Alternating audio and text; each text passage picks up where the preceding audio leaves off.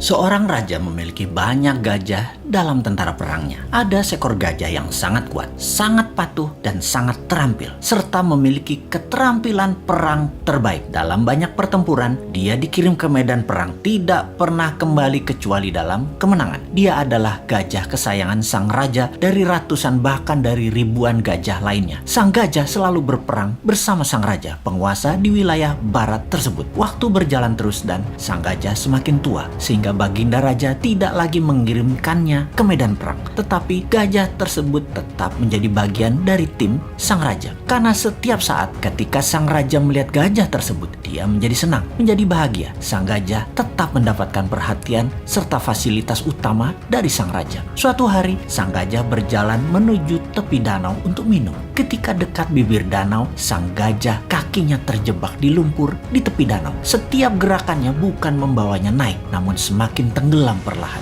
Dia terus berusaha, namun dia tetap tidak bisa mengangkat kakinya dari lumpur. Beberapa orang melihat usaha sang gajah dan tahu bahwa gajah tersebut dalam masalah besar dari nada suara teriakan belalainya. Dan berita ini pun tersebar cepat sampai akhirnya ke telinga sang raja. Semua orang panik karena tahu gajah ini kesayangan raja. Raja pun bergegas ke lokasi. Melihat gajah tadi terus tenggelam perlahan tanpa daya, sang raja memerintahkan semua orang di sekitar membantu mengangkat gajah tersebut. Mereka menggunakan berbagai cara untuk mengangkat gajah tersebut, namun tetap tidak bisa terangkat.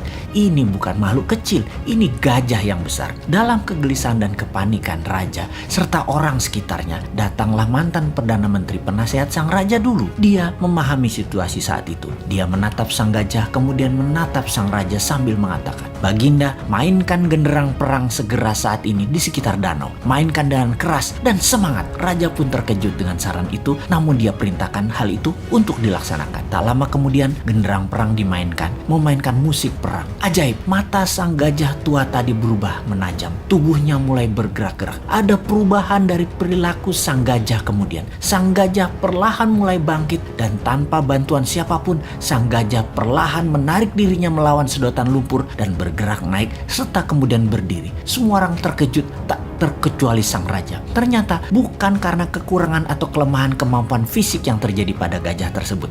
Yang dibutuhkan hanya suntikan semangat dari dalam. Dan ketika hal itu didapati, semuanya terselesaikan masalah apapun yang dihadapi. Untuk mempertahankan semangat dalam diri, sangatlah perlu sahabat semua mempertahankan tujuan hidup ke depannya di dalam pikiran bawah sadar kita. Dan jangan pernah ada rasa kalah atau menyerah dalam diri kita. Sahabat, mengapa saya menceritakan hal ini? Di saat pandemi saat ini, di waktu yang berat seperti saat ini, di saat ketidakpastian menghadang di depan, kita semua harus terus menyuntikkan semangat di dalam diri serta orang-orang di sekeliling kita. Pastikan kita semua punya visi dan misi yang jelas, purpose of life, dan semangat yang besar tadi. Pastikan ada genderang perang selalu menyala dalam diri Anda. Kita harus terus bersemangat untuk selalu sehat, makan makanan yang bergizi, selalu bersama orang yang membawa diri kita ke atas, penuh cinta dan penuh tawa. Pastikan kita berhenti menyalahkan keadaan seperti ini. Juga pastikan masalah yang terjadi saat ini yang memperlakukan kita negatif seperti saat ini tidak perlu ditakuti. Banyak hal indah dan besar terjadi di sekeliling kita. Ada solusi atas apapun masalah yang terjadi saat ini. New Mind salah satu solusinya. Dan